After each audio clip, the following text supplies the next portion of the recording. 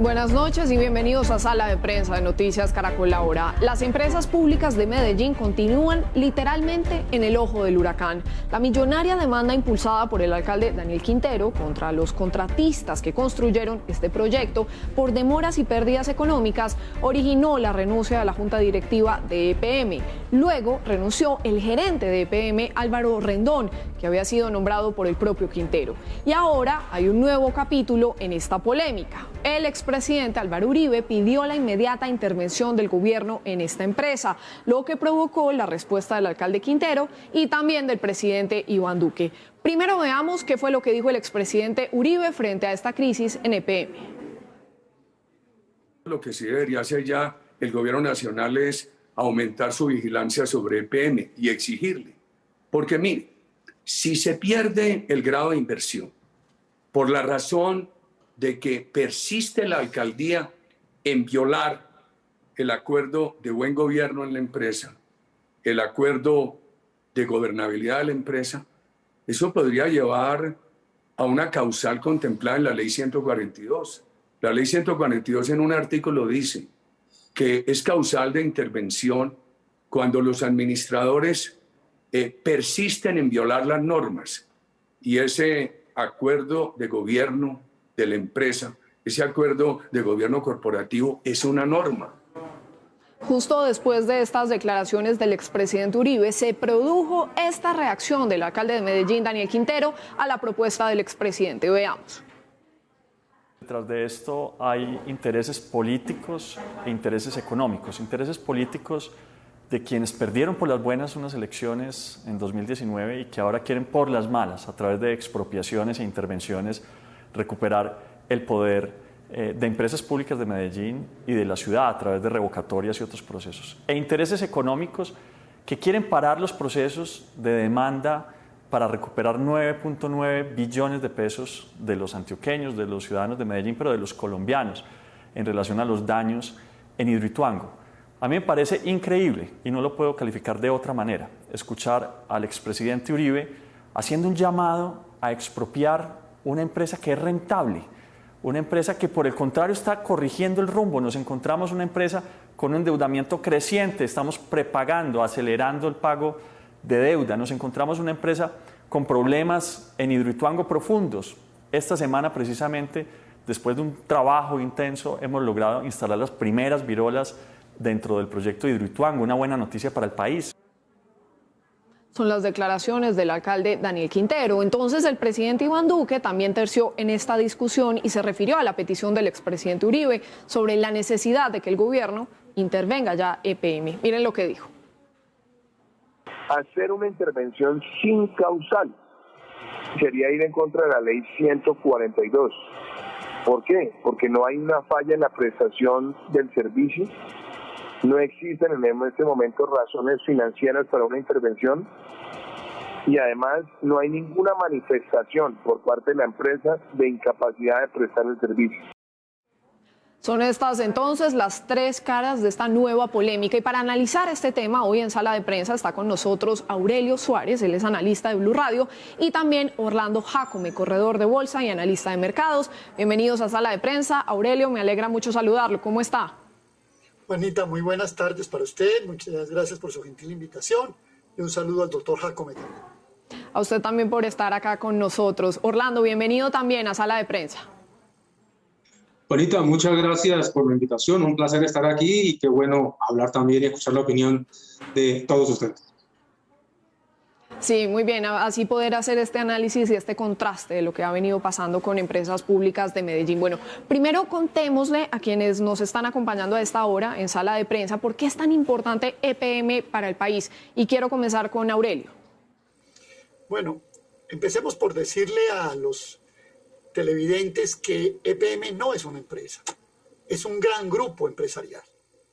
Es un grupo que tiene una relevancia en la prestación de servicios públicos domiciliarios y en las actividades complementarias, casi que en todas las complementarias de la energía, en telecomunicaciones, en agua potable, saneamiento básico y en otros distintos tipos de iniciativas empresariales. No solamente en Colombia, también está por fuera de Colombia. Y yo podría decirle, Juanita, que a mi modo de ver, si se habla de servicios públicos domiciliarios, es de lejos, por generación de energía, por transmisión, por distribución, por todo lo que he dicho aquí, el grupo empresarial en ese campo, en ese sector más importante del país. Por supuesto que también tiene presencia en el mercado de valores, tiene una influencia muy grande en el entorno, digamos, institucional, administrativo de Medellín y de las zonas del departamento de Antioquia. También tiene presencia en varios departamentos como propietaria de sus electrificadoras regionales y digamos que agregar a esto es una empresa pública. Después de la oleada de privatizaciones que caracterizó la década de los años 90 y algo de los de comienzos del siglo XXI, EPM sigue siendo una empresa pública y yo diría que como tal, 100% pública, es la primera empresa pública del país. Y de gran influencia, como usted lo viene diciendo, Aurelio. Ahora me gustaría conocer la opinión de Orlando, ¿qué hay por decir? ¿Por qué es tan importante EPM? Bueno, Juanita, pues primero, muy completa la descripción que da el colega Aurelio. Solamente yo le sumaría a esto que también él muy bien explica, es que EPM está transcurriendo el camino que ya ha logrado empresas como ISA, justamente, que también se destaca por ser estatal, que por estos días está haciendo noticia, y es que una compañía como EPM tiene un aspecto diferenciador, como una empresa como Ecopetrol, teniendo en cuenta el producto que vende. Y como bien lo decía Aurelio hace un momento, en este caso EPM tiene todo un paquete de bienes que en economía se llaman inelásticos, o sea, que son insustituibles, que voy a tener que demandarlos. Todos los ciudadanos toman agua, todos consumimos energía. Y en este sentido EPM ha hecho las cosas bien, por supuesto, hay muchas cosas que son cuestionables, pero EPM es una compañía que está demostrando que aún siendo pública, que lo público también puede funcionar. Y sobre todo que empresas similares a EPM, como ya lo mencioné en el caso de ISA, solo por mencionar un ejemplo, se han convertido en multilatinas, empresas muy poderosas en la región, y EPM tiene y está recorriendo ese camino y tiene todo el potencial también para hacerlo. Esto es una manera de diversificar un poco la economía y demostrar que lo público también puede surgir en términos empresariales. Eso es muy importante para tener, digamos, esa visión global. Ahora me gustaría que profundizáramos un poco más en lo que ha venido pasando en las últimas semanas, puntualmente en lo que ha ocurrido hoy con estas propuestas que veíamos del expresidente Uribe, lo que le ha respondido también el alcalde Daniel Quintero. Para ustedes, ¿en dónde fue que se originó, digamos, esta grave crisis que está enfrentando EPM, Aurelio?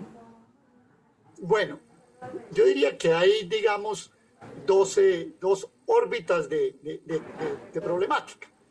Para mí hoy la problemática más importante es la problemática que tiene que ver con el entorno político alrededor de EPM. Sin duda el alcalde Quintero, pienso yo, con un poco de sindéresis, de carencia de sindéresis más exactamente, de sentido común, trató de, en medio de unas dificultades que evidentemente tiene la empresa, hacer una renovación desde su punto de vista. Yo creo que todos los cambios pues, pueden ser válidos y usted puede discutir cambios dentro de cualquier sistema, pero me parece que los cambios requieren una concertación, una gradualidad, sobre todo tratándose de un punto neurálgico en la vida, en las instituciones, en la importancia económica que resaltamos en la pregunta que tú nos hiciste anteriormente, Juanita. Entonces me parece que ese proceso de cambio precipitado, además sin un norte claro, porque la verdad es que los cambios también tienen que mostrarle a la gente cuál es el norte que van a tener. Entonces, a mi modo de ver, y esto es importante en teoría de negocios, cuando usted hace cambios de entorno de manera muy brusca, termina afectando al sujeto que quiere mejorar, porque partamos de que todos esos cambios que se proponen tienen el punto de la mejora. Ahora, por el otro lado, EPM tiene dificultades. Tiene una deuda en dólares un poquito abultada. Yo diría que creo que son 6.500, 6.600 millones de dólares. Puede estar subiendo a cerca de 20 billones de pesos. Eso es algo importante. El mismo informe, le cuento, de la revisoría fiscal, de los estados financieros de 2019, de finales de 2019, señalaban el riesgo que tenía la empresa para asumir esas obligaciones en un ámbito de incertidumbre global y de fluctuaciones, de turbulencias globales. Y tiene el tema de Hidroituango, pues que es tema de otra conversación o más adelante, pero que sigue siendo un contencioso con dificultades.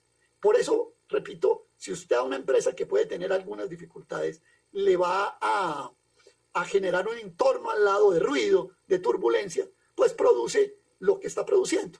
Una gran división social, una gran división institucional en torno a ella, con eventuales afectaciones en su estabilidad, en su goodwill, en su posición en el mercado de capitales, etcétera. Sin duda la que estamos viendo en este momento, y me gustaría también conocer la opinión de Orlando. ¿Cómo lo ve usted? ¿Qué cree que ha generado esta grave crisis en este momento en empresas públicas de Medellín, Orlando? Bueno, las empresas, todas, sin importar que sean públicas o privadas, todas tienen momentos positivos, neutrales, desfavorables, complejos, y sin lugar a dudas, pues el tema de Hidroituango lleva a todos los administradores que pertenecen a EPM, pues a estar sufriendo mucho por esa situación. Pero creo que la palabra clave en este caso también es política. Desgraciadamente, a veces la política, aunque está inmersa en todo, a veces hay que guardarle cierta proporción y hay que darle ciertos derechos y ciertos lugares hasta dónde puede llegar.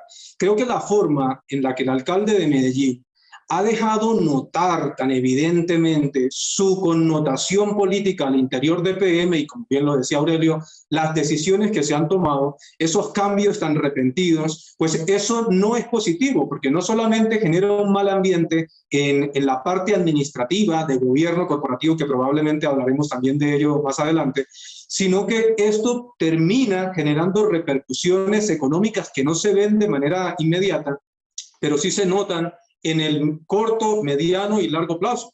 Bajo esta situación, creo que ese ambiente político que ha generado el alcalde de Medellín, pues pone a EPM como si se tratara de la compañía del alcalde, no es así, pero que la hace notar de esa forma. Y eso, pues por supuesto, cuando hablamos de política, siempre hay opiniones. Unos dicen blanco y otros dicen negro. Entonces, eso lo que hace es dividir, y a la hora que una empresa tenga inconvenientes, si hay un entorno al interior de la compañía muy politizado, pues eso puede generar repercusiones desfavorables, y creo que eso es lo que está pasando, y de hecho pues con EPM, y eso le puede tener o generar repercusiones desfavorables en un momento donde lo ideal en una compañía es que las decisiones políticas no se noten, las decisiones económicas, perdón, no se noten tanto, y pues esto es la antítesis que pasa en EPM de lo que debería ser el sano comportamiento al interior de una empresa, y más aún con una compañía como EPM, que como lo dije hace un momento,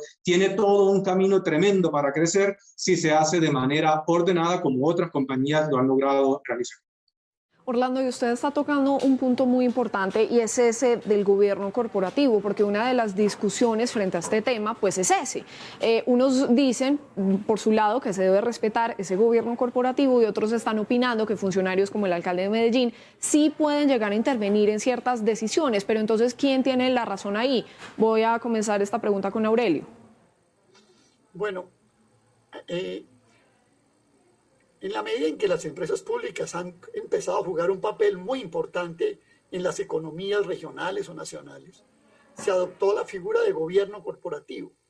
Esa figura de gobierno corporativo, recordémosle un poco a los televidentes, tiene que ver en cómo proteger las empresas con respecto a los vaivenes del devenir político. Hoy hay un alcalde de tal tendencia, de tal partido, mañana hay un alcalde de otra tendencia, de otro partido, un gobernador, qué sé yo. Y entonces las empresas, incluso presidentes también, las empresas, digamos, se blindan un poco contra esos cambios políticos, hacen una cápsula a través de un gobierno corporativo. Yo creo que sobre esto hay una discusión que es importante, y es hasta dónde va la raya de la no injerencia de la institución política sobre la institución empresarial. Yo en general soy partidario de que las empresas tengan un gobierno corporativo, pero no dejo de preguntarme, Juanita, si los alcaldes y los gobernadores deben ser, o los presidentes, pueden estar mudos frente a lo que suceda en empresas de tanta importancia para las jurisdicciones en las cuales ellos se desempeñan. Sin embargo, yo insisto que el punto no está ahí. Yo insisto en que si ese margen que en un momento dado se puede tener, no se maneja, no se conduce adecuadamente y por el contrario, se le da un timonazo que va generando en la opinión, en el ambiente económico, en el mundo económico, que va generando la sensación de decisiones autoritarias, arbitrarias, inconsultas, pues esa intervención sí es negativa. Luego yo diría que el gobierno corporativo tiene que ser la base, pero en eso ni tanto que queme al santo, ni tampoco que no lo alumbre. O sea, que un presidente no pueda opinar sobre un tema de Ecopetrol. Ahora, ¿cómo lo hace? Yo creo que eso tiene unas normas de gobierno que a mi modo de ver, en el caso del alcalde Quintero, no se han salvaguardado, sino por el contrario, se han desbordado y además, en la medida en que entra en más y más polémicas, peor lo hace. Claro, y uno podría decir que incluso ahí está como el meollo del asunto, ¿no? Este punto del gobierno corporativo, y por eso también le quisiera preguntar a Orlando, a todas estas, ¿qué es un buen manejo de un gobierno corporativo y hasta dónde se debería trazar esa línea que nos ha sugerido también Aurelio? Bueno, pues el gobierno corporativo es el que básicamente permite que las empresas tomen buenas decisiones siempre atadas a los reglamentos, tanto al interior como a la forma en la cual se toman decisiones de carácter administrativo. Esto se adopta particularmente y sobre todo en empresas que estén listadas en los mercados de la forma que sea o empresas que quieran crecer hacia adelante. Esto teniendo en cuenta que esto de gobierno corporativo es algo que se viene o que lo vienen revisando los inversores en todo el mundo. Entonces, ¿qué es lo que ocurre o qué es lo polémico acá? Está claro que EPM tiene un gerente, tiene una junta directiva que, por cierto, todo se ha cambiado en menos de 12 meses. Eso ya habla de decisiones. También está claro que el alcalde pues, es la máxima autoridad, entre comillas, a la hora de hablar de las empresas de una región, o si hablamos del país, pues por supuesto es el presidente con sus empresas estatales. Pero lo que no queda muy bien es ver, por ejemplo, y solo por mencionar algo, al alcalde de Medellín tomando o dando opiniones que tienen una connotación muy profunda, por ejemplo, haciendo acusaciones muy graves, muy serias contra un grupo económico con el cual ha hecho actividades o negocios en el pasado. Si eso es cierto o no, un buen gobierno corporativo debería intentar proteger los intereses de la compañía, pero no hacerlo de esta forma, porque ¿qué es lo que ocurre? Desde afuera se ve como que quien manda en EPM, que en este caso pareciera ser el alcalde, pues toma decisiones de esta manera. Esto es malinterpretado desde afuera, se observa como una compañía que no toma las decisiones o que no transmite al mercado lo que tenga que decir de una forma más decente bajo los canales institucionales que se debe hacer, sino que pareciera que existiera alguien que simplemente va opinando hasta en una red social cosas o temas muy serios y por supuesto esto dista, esto aleja, esto genera una distorsión a la hora de conservar ese punto de vista serio, ese punto de vista muy estructurado que una compañía, y más aún si es estatal, debe mostrar en el mercado y particularmente pues tratándose de una compañía que es muy importante para la región, potencialmente muy importante para Colombia y que tiene en sus planes convertirse en una compañía muy importante, no solamente para Colombia, sino para toda la región americana. Y así las cosas, más allá, digamos, del tema político y del económico, ¿qué mensaje le deja al país esta controversia, Aurelio? Bueno, sin duda yo recojo algo de lo que ha dicho Orlando en respuestas anteriores. Y es que, infortunadamente, el tema está atravesado por la política. Y está atravesado por la política, por la actividad del alcalde Quintero y por una riposta, yo diría, totalmente fuera de lugar, offside, de Álvaro Uribe Vélez.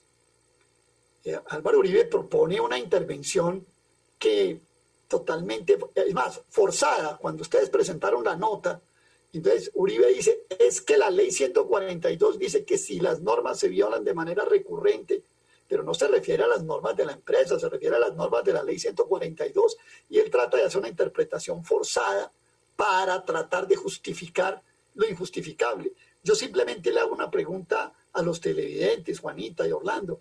¿EPM está en una situación como la de Electricaribe?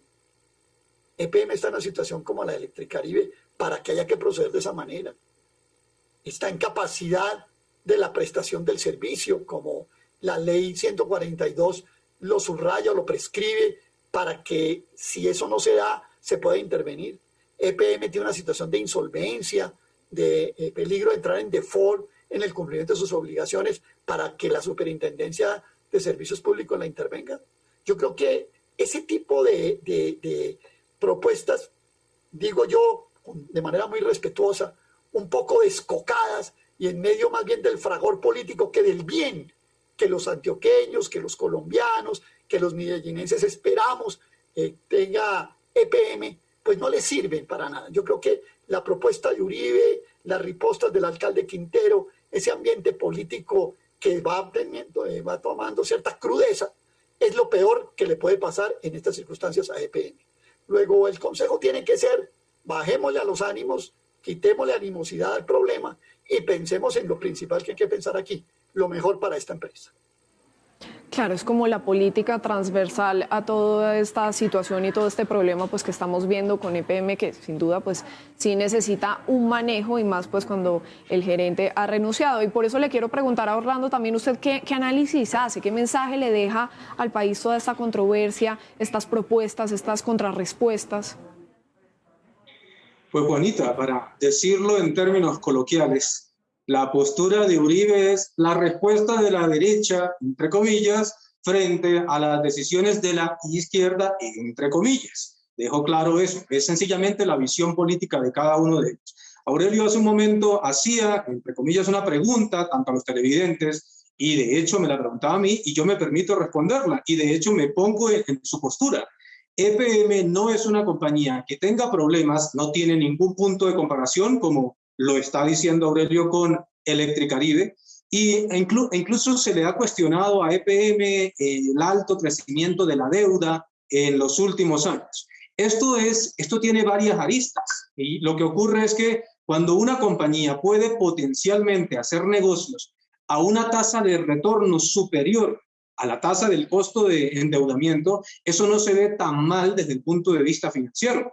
Pero a esto se le mete una gran cantidad de política y se vuelve una situación, por supuesto, para analizar. Pero indiscutiblemente, yo creo que sin ser, por ejemplo, y lo puedo decir con toda tranquilidad, sin ser yo de Antioquia y tomando una postura completamente neutral y sobre todo objetiva, Antioquia ha sido un departamento, y pues muy pujante. A veces hay posturas sobre Antioquia y eso pasa porque en Antioquia no solamente las personas, sino que las instituciones funcionan bien. Es la dinámica normal de las personas de esa región.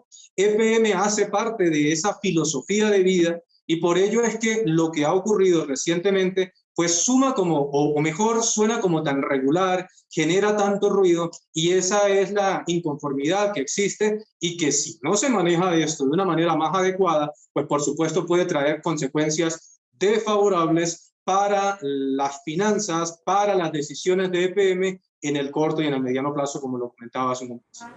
Claro, son consecuencias que se pueden empezar a ver y es que, pues sin duda, y como lo hemos dicho a lo largo del programa, sí se tienen que bajar los ánimos. Por acá estoy leyendo que la calificadora de riesgo Fitch Rating, que digamos había bajado la calificación a empresas públicas de Medellín el año pasado, está advirtiendo que están muy pendientes de quién llega a la gerencia de EPM para así tomar una nueva decisión.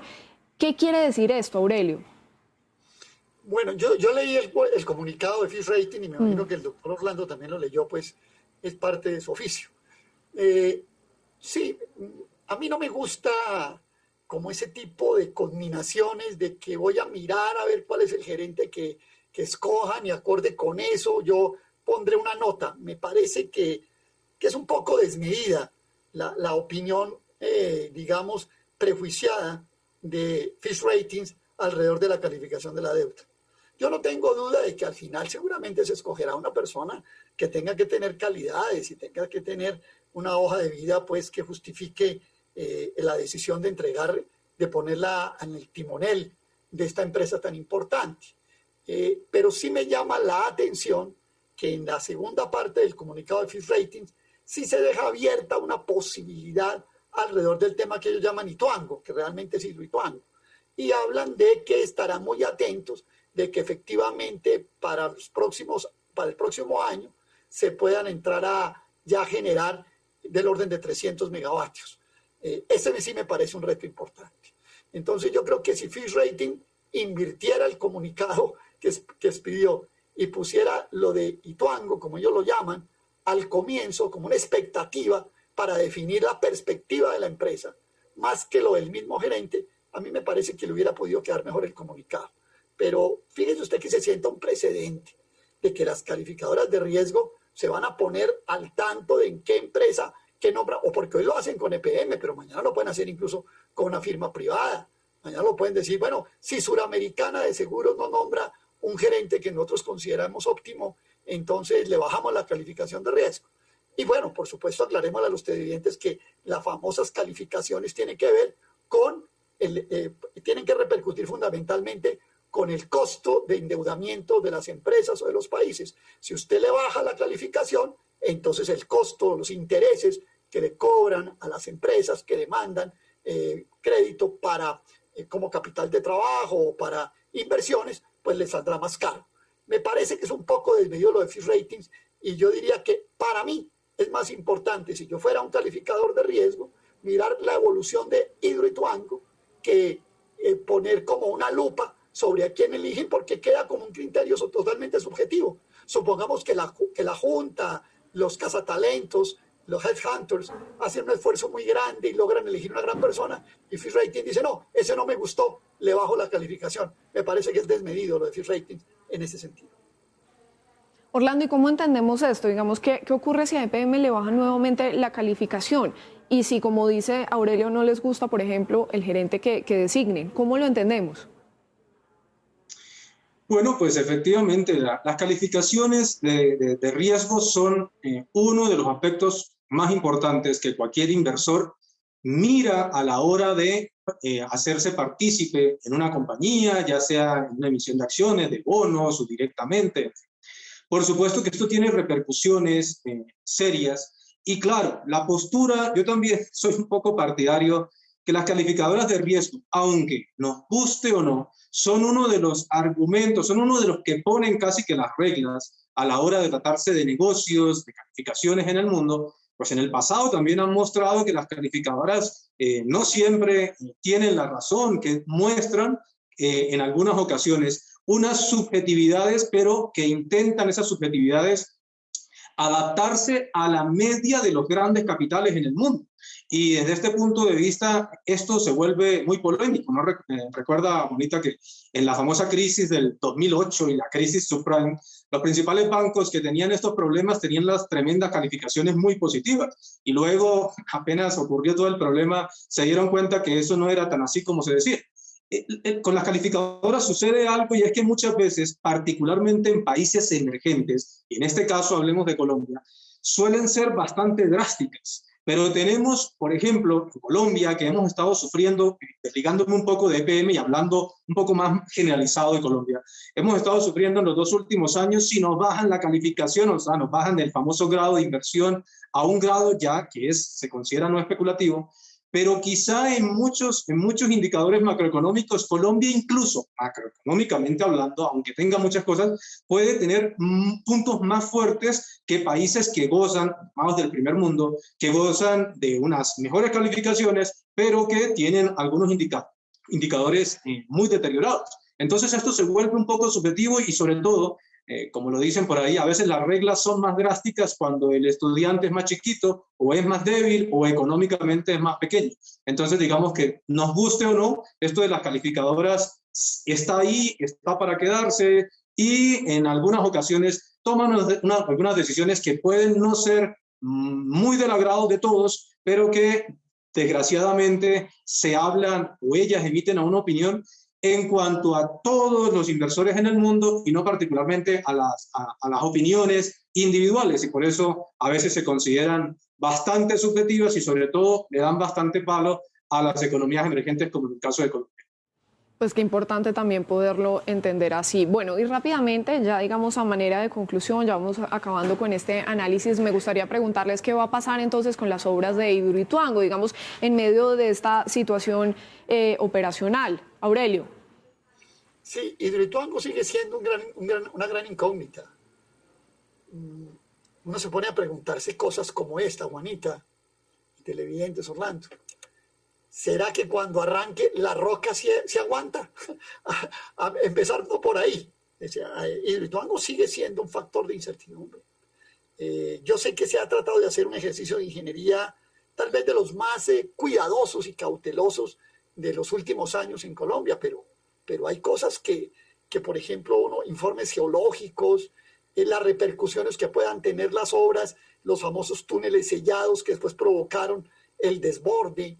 En fin, Hidroituango sigue siendo un contencioso que yo diría no tiene demasiados aspectos técnicos involucrados, desde el punto de vista de la ingeniería, desde el punto de vista de la geología, desde el punto de vista de la hidrología, desde el punto de vista de las fuerzas que allí, físicas que confluyen, que seguramente se han tomado todas las previsiones, pero sigue siendo un factor de riesgo, sigue siendo un factor determinante. Por ejemplo, hay personas que dicen Hidroituango puede operar, pero no generando los mismos 2.400 megavatios sobre los que estaba concebido. Es probable que funcione a un nivel menor. Luego dejemos Hidroituango como un tema que está un poco sobre el desenlace, sobre las pruebas, sobre los desarrollos paulatinos que vaya teniendo, sin darle un carácter contencioso que pueda tener. Ahora, otro tema que está paralelo con Hidroituango, que no podemos olvidar, es el famoso tema de la demanda que el alcalde ordenó hacer a contratistas y a constructores. Sobre eso yo también he tenido un punto de vista algo divergente.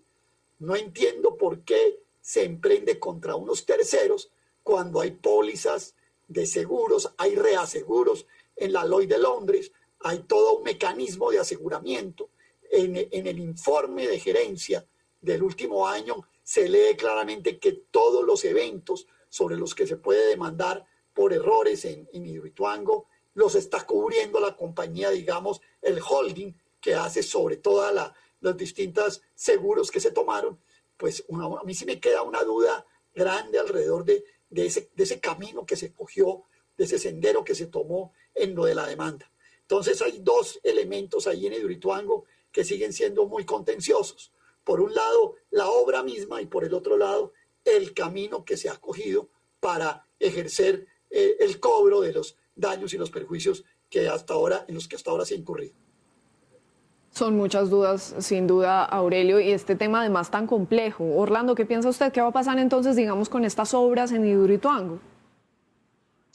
Bueno, Juanita, lo que pienso y sobre todo lo que quiero es que todo salga bien. Yo no sé, Juanita, de pronto el término que voy a utilizar puede ser un poquito salido de tono, pero me nace decirlo.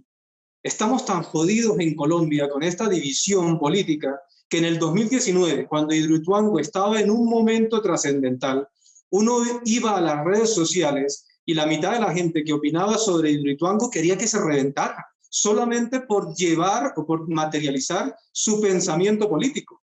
La otra mitad esperaba que todo saliera bien. O sea, tenemos un problema de fondo en Colombia tan complejo que eso es, desgraciadamente, lo que está sacando o lo que está evidenciando un poco el señor Quintero en Medellín y, por ejemplo, la respuesta que da el expresidente Uribe el día de hoy. Entonces, eso muestra el ambiente tan negativo, tan poco, digamos, constructor que hay al interior, pero es que también proviene del exterior. Creo que lo mejor que le podría pasar a EPM, sin importar la ideología política de quien opine tenga, es que todo salga bien, porque es que si todo sale bien para EPM, aunque es una empresa de conocimiento nacional y que ya la conocen y tiene operaciones en 3 o 4 países en Centroamérica, EPM potencialmente con Hidroituango puede ir tomando operaciones nacionales. La energía es un insumo o un servicio que en muchos lugares de Colombia todavía no está soportado del todo. Ya hablaba hace rato el doctor Aurelio del famoso caso de Electricaribe. Entonces, lo mejor que puede pasar si uno se quita la camiseta política que tenga por fuera es que salga bien. Porque si sale bien, EPM se va a quitar muchos problemas. Primero, va a lograr, aunque no lo haga de la manera prevista o que estaba presupuestada, pues va a lograr aumentar la producción de energía y además también otra cosa, y ahí estoy totalmente de acuerdo también con Aurelio, como que estaba en toda la charla, es que el alcalde de Medellín hace el ruido de demandar, eso es como jugar en un partido de fútbol y echarle la culpa a todos. Y muy bien lo dice Aurelio cuando habla que ante algún inconveniente o los problemas que se han presentado, las obras, la infraestructura tiene pólizas de seguros. Por tanto, creo que aquí se evidencia el ruido que está haciendo el alcalde y es lo que se cuestiona tanto, porque si se considera que hay deterioro financiero para EPM con el retraso de Hidroituango, pues por supuesto ya a la hora de hacer los contratos había una póliza e incluso empresas aseguradoras que están dispuestas a cumplir con esos dineros que se han dejado de recibir, pero se le involucra el componente político y es lo que se ve feo, lo que no aporta y lo que no suma para el caso de EPM con esta situación difícil de Hidroituango, y entendiendo que cuando se habla de infraestructura siempre este tipo de inconvenientes son una probabilidad o una posibilidad que en el mejor de los casos lo ideal es que siempre se pueda solucionar. Y son inconvenientes que en este momento, y como lo hemos visto a lo largo de esta conversación, pues no suman, es el análisis y los contrastes a esto que se viene presentando en Empresas Públicas de Medellín, que como lo dijimos es considerada la principal empresa de servicios públicos en el país. En todo caso, y retomando pues también lo que dijo el presidente Iván Duque, a la fecha no hay motivos legales para que EPM, vigilada por la Superintendencia de Servicios Públicos, sea intervenida. Lo grave es lo que hemos dicho también acá en este contexto, y es que pues en medio de esta situación pues transversal a todo están los intereses políticos. Nos estuvieron acompañando Aurelio Suárez, analista de Blue Radio, y también Orlando Jacome, corredor de bolsa y analista de mercados. Gracias, Aurelio, por su tiempo y por su análisis. A usted, Juanita, a los televidentes y al doctor Jacome, un saludo y mil gracias por su gentil invitación. Muy amable, cuídese mucho. Gracias, Orlando, también por su tiempo, por aclararnos tantas dudas. No, Juanita, gracias a usted por la invitación, a Aurelio y a todos los televidentes. Cuídense mucho, gracias. Muy bien, así hacemos una pausa y cuando regresemos estará con nosotros Ricardo Ospina para contarnos qué es lo que tiene hoy en su radar. Ya volvemos.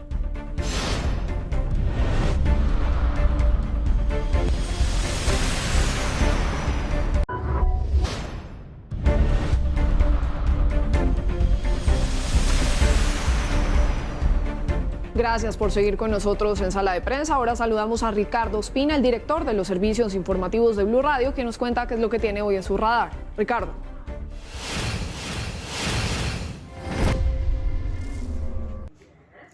Hola, muy buenas noches. Comenzando semana, entra en el radar aquí en Sala de Prensa en Noticias Caracol Ahora un par de determinaciones muy importantes de la justicia en torno a episodios del conflicto armado en el país. De una parte, la JEP ha tomado la determinación de vincular mediante versión voluntaria. Sin embargo, eso implica que hay elementos que permitirían demostrar que el exdirector del DAS, el general Miguel Alfredo Maza Márquez, podría haber tenido algún tipo de vinculación con el exterminio del partido político Unión Patriótica entre los años 80 y los 90. Exterminio que se llevó a cabo a manos de narcotraficantes, de paramilitares y de algunos integrantes de la fuerza pública colombiana. En este episodio, la JEP ha pedido al general Maza Márquez que entregue su versión el próximo mes de marzo para que, entre otras cosas, explique cambios en los esquemas de seguridad de los excandidatos presidenciales Bernardo Jaramillo Osa y Jaime Pardo Leal, así como también su posible responsabilidad en episodios también dolorosos como el asesinato en el aeropuerto El Dorado del líder político José Antequera. Maza Márquez ha negado cualquier responsabilidad, pero este es el paso previo que emprende la JEP para eventualmente endilgar una responsabilidad muy seria al general Maza sobre este episodio. El otro caso importante está relacionado con el magnicidio del líder conservador Álvaro Gómez Hurtado, cometido el 2 de noviembre de 1995. Sobre este episodio, la fiscal delegada ante la Corte Suprema de Justicia, Elba Beatriz Silva, ordenó la captura con fines de indagatoria del ex jefe negociador de paz de las FARC, Iván Márquez, hoy prófugo de la justicia colombiana, hoy viviendo como cómodamente en territorio venezolano, hoy siendo jefe de las disidencias. Dice la Fiscalía que no descarta todavía ninguna otra hipótesis sobre el magnicidio de Gómez Hurtado, no descarta otras vinculaciones como las del narcotráfico y las de dirigentes políticos, pero con base en la declaración del senador Carlos Antonio Lozada de las FARC, que admitió la responsabilidad de ese grupo en estos hechos dolorosos, ordena la citación a Iván Márquez para que cuente qué está pasando y cuál es su conocimiento de los hechos por ser integrante del Estado Mayor de esa guerrilla. Adicionalmente, la fiscal Silva pidió, entre otras cosas, desentrañar lo que ocurrió detrás de la masacre de Mondoñedo, masacre de varias personas a manos de integrantes de la policía, en donde podría estar una de las claves de por qué hoy, 26 años después, no se ha esclarecido el magnicidio de Álvaro Gómez Hurtado. Gracias, Ricardo. Y hasta aquí, Sala de Prensa de Noticias Caracol Ahora. Los dejamos con el segmento económico Signo Pesos. Buenas noches y hasta la próxima.